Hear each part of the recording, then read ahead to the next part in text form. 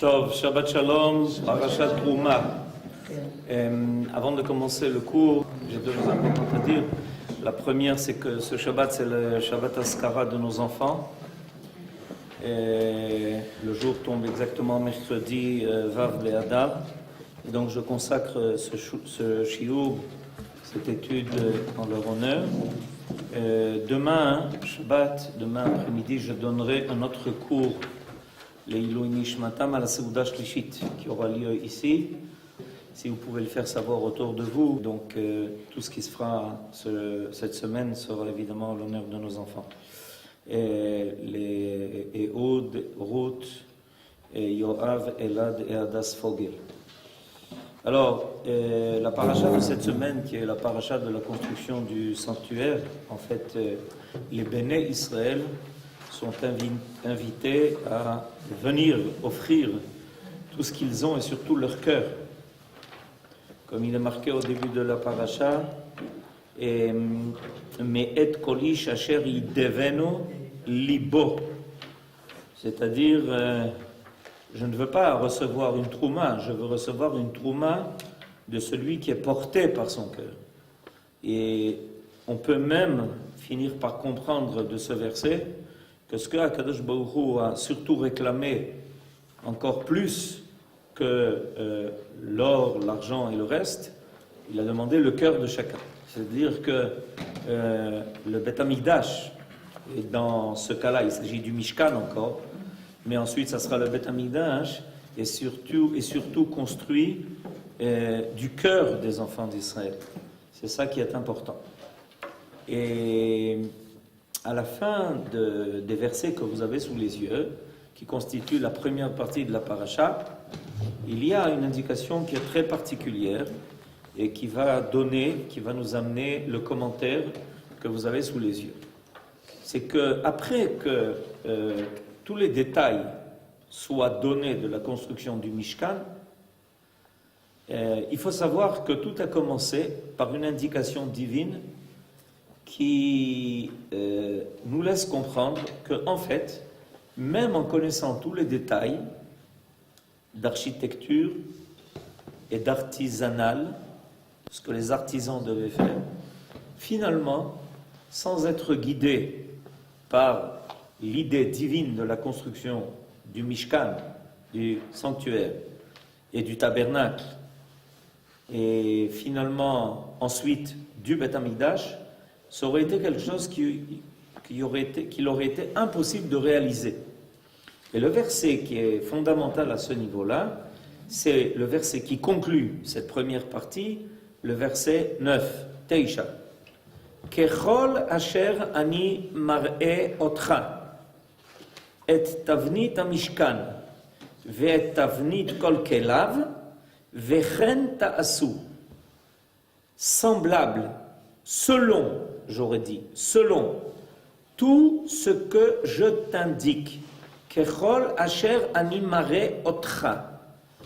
Ça nous rappelle la première fois où Dieu s'est adressé à Abraham Avinu pour lui dire Lech lecha, ok, c'est-à-dire qu'Akadosh Baruch Hu lui demande de se mettre en route, et de se mettre en route vers où? El haaretz asher areka, vers la terre que je te montrerai. C'est-à-dire qu'il n'y a pas une adresse a priori, il y a une conduite divine. Akadosh Baruch Hu est le guide. Ça a été vrai au niveau d'Abraham Avinu pour quitter l'endroit où il se trouvait et rejoindre la terre d'Israël. La terre d'Israël est la terre que Dieu indique. Ça veut dire quoi en fait? C'est que la terre d'Israël n'est pas seulement un endroit qui est défini de façon géographique, mais surtout un endroit où on est guidé par la volonté divine. Ce qui explique que la plupart des gens ne comprennent pas pourquoi ils ont fait leur aliyah. Il y en a même qui, une fois ayant réalisé leur aliyah, se posent la question de savoir pourquoi ils ont fait l'aliyah. Et ça leur prend 10, 20, 30, ça leur prend des années, avant d'essayer de comprendre pourquoi finalement ils l'ont fait. Alors qu'a priori, toutes les données auraient été contre cette décision, et ils l'ont quand même fait. Parce que c'est El Haaretz Asher Areka. Alors, au niveau du Mishkan, il nous est dit à peu près la même chose ici. C'est-à-dire que, évidemment, on a un plan du Mishkan. Il y a un dessin du Mishkan. Vous avez des livres qui vous diront de quoi avait l'air le Mishkan. De la même façon pour le Beth Amikdash.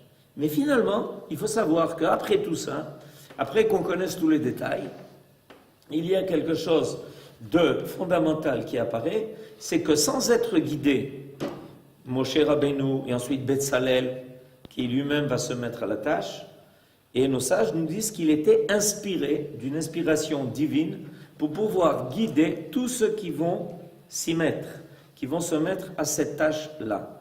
Donc, le Mishkan est censé faire apparaître quelque chose qui dépasse ce que l'homme est capable de penser, d'imaginer, de dessiner dans sa tête. Impossible. Pourquoi? Alors c'est ce qu'on va apprendre aujourd'hui. Pourquoi est-ce qu'on a besoin d'être guidé par l'inspiration divine?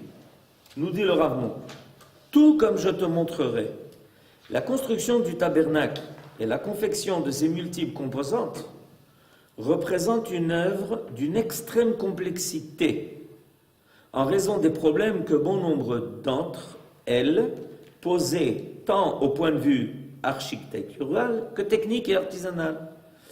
Aussi comprend-on qu'un modèle du tabernacle et de ses objets fut présenté à Moshe en une apparition de feu.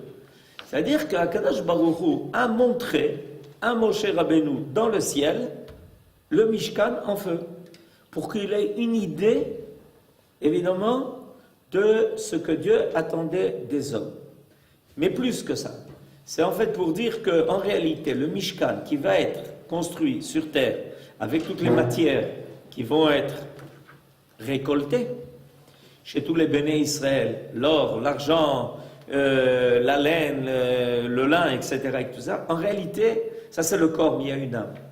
Le Mishkan de feu que Moshe Rabbeinu va voir dans les cieux est l'âme de ce qui finalement va apparaître sur terre. Certaines parties, telles que le candélabre d'or pur, durent lui être montrées 4 fois de suite avant qu'il ne pût en retenir le modèle. C'est-à-dire que la chose était tellement détaillée et qu'il y avait des idées que l'homme ne pouvait pas imaginer, des choses à laquelle l'homme ne pouvait pas penser. Il y a quelque chose d'extrêmement élaboré, quelque chose de divin. C'est comme si l'homme aurait dû imaginer la création de l'homme. Je vous assure que si l'homme avait dû imaginer la création de l'homme, au maximum, il en aurait fait un robot. Et on comprend la différence entre un homme et un robot. Avec toute la science que l'on peut mettre dans un robot est un robot et un homme est un homme. On ne pourra jamais faire rejoindre les deux, parce qu'il y a une idée divine qui ne peut pas apparaître chez l'homme. Il y a quelque chose de plus. Ce quelque chose de plus, c'est précisément ce qui fait la différence entre ce qui est humain et divin. Dans cette vision sur la montagne, Moshe reçut en outre la révélation de la profonde signification du tabernacle. Le sanctuaire d'en bas, écrit le Zohar, se situe face à celui d'en haut, qui en est l'âme. Et il est construit à son image. Il représente le foyer de sainteté sur terre. Il est l'expression matérielle de l'idéal de sainteté. Et il est la source d'émanation céleste de la sainteté, ce que le corps est à l'âme. C'est-à-dire que le corps de l'homme est capable de refléter d'une certaine façon. On connaît tous la fameuse dracha, que le visage de l'homme en hébreu se dit panim, qui est évidemment le même mot que le mot pnim. C'est-à-dire que l'on peut voir sur le visage de l'homme son intériorité, pnim, panim, pnim.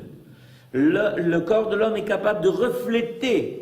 Alors c'est pour ça qu'il est capable de refléter des sentiments. Quand quelqu'un est content, quand quelqu'un est heureux, quand quelqu'un est triste, quand quelqu'un souffre, Tout d'un coup, il y a une partie de son corps qui est capable de représenter quelque chose qui n'est pas matériel. Ça va au-delà du matériel. Il s'agit de quelque chose qui transpire à travers son visage. Hapnim derech apanim. Et le Mishkan sur terre, et ensuite le Beth Amikdash, laisse transpirer le côté céleste qui est en lui. Il y a ici quelque chose d'extrêmement fin, sublime. Le rayon réfléchi, renvoyé par le sanctuaire terrestre, se rencontre avec le rayon incident projeté par le sanctuaire céleste. Les Krouvim, par exemple, les chérubins, fixés sur l'arche sainte, avec leurs ailes déployées vers le ciel, incarnent l'élan passionné, la volonté ardente qui doivent animer les créatures à vouloir s'envoler vers les sphères supérieures pour s'y confondre avec la pureté sublime du sanctuaire céleste. Et voir ça, vous savez, en général, on dit que le Kohen Gadol est le seul qui a le droit de rentrer dans le Kodesh HaKodashim, dans le Saint des Saints, pour voir ce spectacle une fois par an, le jour de Yom Kippourim. D'accord ? Mais moi, je vais vous dire qu'il n'est pas seulement, il n'est pas le seul à avoir le droit de ça, il est le seul à pouvoir être confronté à cela. Parce que ce qui se révèle dans le Kodesh HaKodashim, un homme habituel n'est pas capable de pouvoir intégrer une chose pareille. C'est quelque chose qui est tellement divin, qui est tellement total, qui est tellement fort, comme quand un homme rencontre quelque chose qui dépasse sa capacité émotionnelle, ben il quitte ce monde. Il ne peut pas rester. Et ben c'est ce qui risquait d'arriver. Et c'est pour ça que quand le Kohen Gadol rentrait dans le Kodesh HaKodashim, s'il faisait une erreur, il lissait sa vie. Pas parce qu'il a transgressé quelque chose, parce que le cli, le réceptacle, n'était plus capable d'affronter, il n'était plus capable de subir la révélation de cette flamme divine qui se révélait dans le Kodesh HaKodashim. Rencontrer l'Éternel, ce n'est pas une chose qui est évidente. Ce n'est pas une chose qui est facile, il faut le savoir. On risque d'être complètement fondu dans l'Éternel et finalement de ne plus se retrouver. Donc le Kohen Agadol avait toute une préparation en plus à cela. Évidemment, c'est clair, parce qu'il allait, on l'avertissait d'ailleurs. On l'avertissait de ne rien changer, de se confronter et de se conformer exactement à toutes les indications que lui donnait le Sanhédrin, parce qu'il allait se confronter à quelque chose d'extrêmement fort et puissant qui risquait de dépasser sa capacité. Et pendant le deuxième temple, pratiquement toutes les années, le Kohen Gadol y laissait sa vie. Parce qu'il n'avait pas la capacité de pouvoir rencontrer cette révélation. Une fois, nos sages nous ont fait la révélation, par des allusions qu'on ne comprend pas, de ce que le Kohen Gadol rencontrait dans le Kodesh HaKodashim le jour de Yom Kippourim. C'est Rabbi Ishmael ben Elisha, qui était Kohen Gadol, et qui fait partie des 10 sages martyrs, et il nous raconte, on ne comprend pas grand-chose, mais il nous raconte la vision qu'il a eue quand il est rentré dans le Kodesh HaKodashim. Comprenez, il faut être Rabbi Ishmael ben Elisha pour pouvoir affronter une chose pareille. Eh bien, il faut savoir que c'est le principe du Mishkan. C'est-à-dire le Mishkan est là pour permettre sur terre une telle révélation. Il est là pour permettre sur terre une telle révélation. Alors évidemment, tout le monde n'est pas Kohen Gadol, et tout le monde n'est pas Kohanim, mais quand on rentrait dans le Mishkan, on avait ce sentiment extraordinaire qui émanait évidemment du Kodesh HaKodashim. On ne pouvait pas rester indifférent. On était autre chose. On devenait une autre personne. Estelle, vous voulez dire quelque chose? Non. Alors, le tabernacle est le microcosme qui permet à l'homme d'entrevoir la structure du macrocosme et de soulever ainsi un coin du voile qui cache son mystère. Il est composé de 3 parties essentielles. C'est-à-dire que finalement, Akadosh Baruch Hu a décidé de nous faire un cadeau. On a tous envie de connaître le cosmos. On veut avoir une vision cosmologique des choses. Évidemment, l'homme ne peut pas se hisser à ce niveau. Alors il envoie des satellites un peu partout pour essayer de connaître ce qui est mystérieux. Mais évidemment, il n'arrive pas à son but. Mais Akadosh Baruch Hu nous a fait un cadeau. Il a réduit le cosmos dans le Mishkan. Et quand on venait au Mishkan, on rencontrait tout le cosmos, réduit à une taille humaine. Mais l'intensité de ce qui se révèle au niveau cosmologique y apparaissait. Ça rejoint ce dont on a parlé tout à l'heure. Alors il y avait 3 parties essentielles. Le parvis extérieur, encadré de toiles montées sur piliers, long de 100 coudées et large de 50 coudées. Le portail d'entrée se situait au côté est, tandis que l'autel des sacrifices recouvert de cuivre s'élevait face à l'entrée. Un peu plus loin, vers l'ouest, se trouvait la cuve de cuivre destinée aux ablutions des prêtres. La moitié occidentale du parvis contenait le sanctuaire proprement dit, d'où aujourd'hui le kotel Amaharavi, qui veut dire le mur occidental, parce que le Kodesh HaKodashim était dirigé vers lui. Donc, c'est ce qui est marqué ici. La moitié occidentale du parvis contenait le sanctuaire proprement dit, nommé tente d'assignation Ohel Moed. Elle était partagée par un voile parochet en 2 enceintes, le sanctuaire et le Saint des Saints. Le sanctuaire, accessible seulement aux prêtres, comprenait la table recouverte d'or pur, le candélabre d'or pur, et entre les deux, l'autel de l'encensement, également recouvert d'or pur.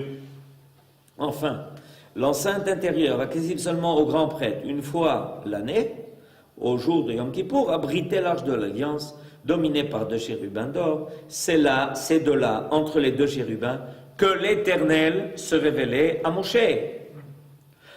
Imaginez-vous un peu, Akadosh Baruch Hu se révèle entre l'espace qui est entre les 2 chérubins. C'est à chaque fois une bombe atomique. L'infini dans un espace de... C'est-à-dire qu'à l'époque de Moshe Rabbeinu, c'était pas seulement Yom Kippour qu'il pouvait... Nachon, et pas seulement le Kohen Gadol. Moshe Rabbeinu. Nachon. Dans le temple de Yerushalayim, construit selon le même schéma que le tabernacle, les 3 parties s'appelaient Azara, Echal et Dvir. Dvir, c'est le Kodesh HaKodashim. Et pourquoi est-ce que le Saint des Saints, le Dvir, s'appelait Dvir? Du Lachon Dibour. Parce que là-bas se faisait entendre la parole divine. Elle sortait de là, du Dvir.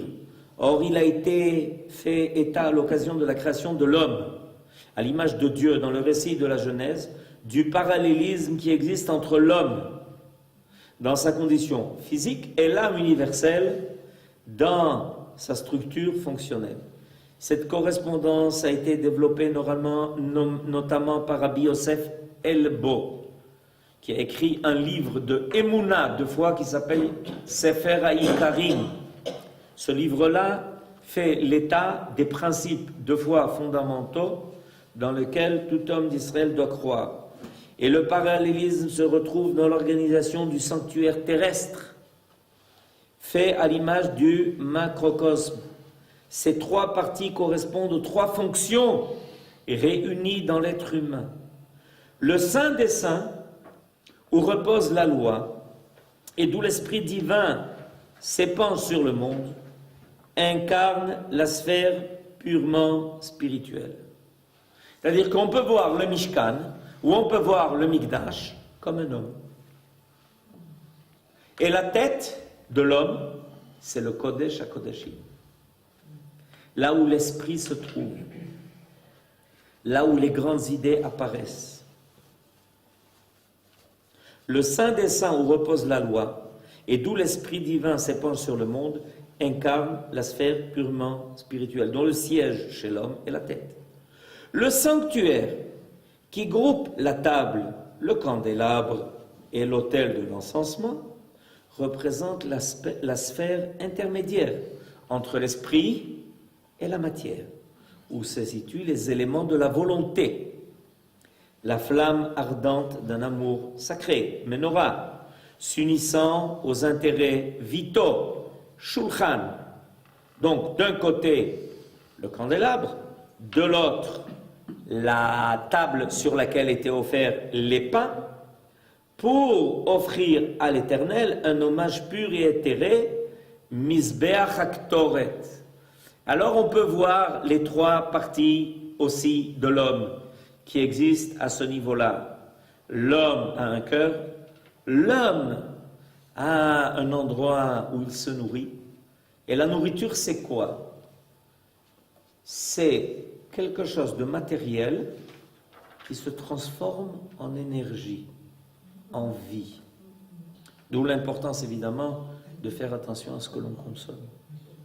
Et finalement, de là, sort quelque chose qui s'élève vers Dieu, comme le souffle qui sort de l'homme. Vous savez, quand il fait froid et qu'on fait comme ça, on voit tout d'un coup une colonne qui sort de l'homme et qui s'élève vers le haut, comme le Hamoud Aktoret, comme l'encens qui montait vers Akadosh Baruch Hu. On a ici donc la même image. Cette zone centrale correspond dans l'organisme humain à celle de la poitrine, où le cœur assure la vitalité sous l'impulsion des facteurs rationnels et affectifs. Enfin, le parvis extérieur qui comprend l'autel des sacrifices, où le sang s'écoule et où la chair se consomme, et la figuration du monde et des parties inférieures du corps. Les trois divisions du sanctuaire reflètent ainsi les sphères d'émanation dans leur évolution successive, allant de l'esprit pur jusqu'au monde matériel, de la tête de l'homme jusqu'à ses propres pieds qui se tiennent debout sur la terre. Et à partir de là, on peut comprendre que ce schéma contient le principe de base de l'édifice du macrocosme. Quant à la comparaison avec l'organisme de l'être humain, elle a été développée notamment par le Rav Saadia Gaon, cité par le Rav Ibn Ezra, puis reprise ensuite par Rabbeinu Bechaye, par le Shla Kadosh.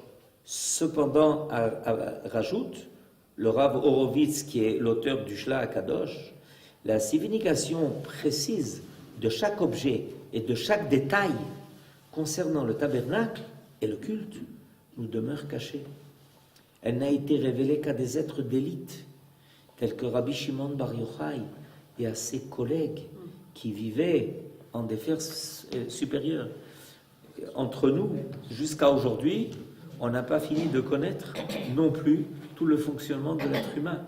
De la même façon qu'on n'arrivera pas jusqu'au bout, parce qu'il y a quelque chose de divin qui nous dépasse, quelque chose de divin qui est transcendant, tout ce que nous essayons de faire et de réaliser, de comprendre. Il faut savoir qu'au niveau de l'être humain aussi, il y a quelque chose qui nous échappe. À propos de la bracha que nous faisons à chaque fois que nous affirmons que nous voulons remercier Dieu de notre bonne santé, Rofé kol basar ou mafli la asot. On finit la bracha par mafli la asot. Et quoi? Qu'est-ce que ce grand Mekoubal, qui était le Réma, c'est celui qui a rajouté les halachot pour les Ashkenazim dans le Shulchan Aruch, qui est un très grand Mekoubal, il dit Rofé kol basar ou mafli la asot. Il faut savoir qu'il y a un secret que nous ne pouvons pas détenir. Comment Dieu attache l'âme au corps? Comment ce lien se fait entre quelque chose qui est purement divin, purement spirituel et totalement matériel, chair et os? Quelle est la bague qui est capable de relier un monde qui est totalement spirituel avec chez l'homme une partie qui est totalement matérielle? Mina afar bata vela afar tashuv. C'est-à-dire que Dieu attache l'âme à la poussière de la terre. Comment Dieu le fait? Le Créateur du monde et de l'homme arrive à réaliser ce défi, nous dit le Réma, c'est quelque chose qui nous est inconnu. Et pareil, dans notre paracha, où on voit au début de la paracha, qu'est-ce qui nous est réclamé? Regardez, on va voir la liste. Ce sont des choses très matérielles. Je lis à partir du verset 3. Et voici l'offrande que vous recevrez d'eux, des enfants d'Israël. Or, argent, cuivre, étoffe d'azur, de pourpre, d'écarlate, de fin lin, de poils de chèvre, peau de bélier teinte en rouge, peau de tachash, bois de chittim, huile pour le luminaire, aromates pour l'huile d'onction et pour la combustion des parfums, pierre de Shoham, pierre enchâssée pour l'éphod et pour les pectorales. Et à tout cela, pour construire un sanctuaire, pour faire une maison et révéler la présence de Dieu sur terre. Comment ça se relie? Quel détail fait que, s'il est respecté, voilà que tout d'un coup, on peut rencontrer le divin. Et si tel détail manque, on ne pourra pas rencontrer le divin, nous dit le Shla HaKadosh, ça dépasse ce que l'esprit de l'homme est capable de contenir. Alors on respecte les indications divines, on fait ce qui nous a été demandé, de la même façon que quand on vit, on respecte ce que Dieu nous a demandé. Il nous a demandé de respirer, eh bien on respire. Il nous a demandé de manger, ben on mange. Il nous a demandé de boire, on boit. Et tout ça fait que finalement, en nous, peut se révéler notre âme. Ben c'est le même principe. Donc on a ici, et je terminerai par là, un triple parallèle. Premièrement, le cosmos. Deuxièmement, le tabernacle, qui, en microcosme, va révéler le cosmos, et l'homme qui lui correspond. Donc il y a, en fait, trois éléments qui vont se réunir quand l'homme vient au Mishkan, au Mikdash. Il vient rencontrer sa propre image, mais à une dimension cosmologique. Et c'est pour ça que tout d'un coup, il grandit énormément. Le fait de venir au Mikdash, le fait de venir au Mishkan, ça le fait grandir à une dimension cosmologique. Et c'est pour ça que les mêmes parties que l'on peut retrouver dans l'ensemble de l'univers, ensuite dans le Mishkan et finalement chez l'homme, se correspondent. Pour qu'il y ait une correspondance aussi, pas seulement au niveau du schéma, mais au niveau de l'essence.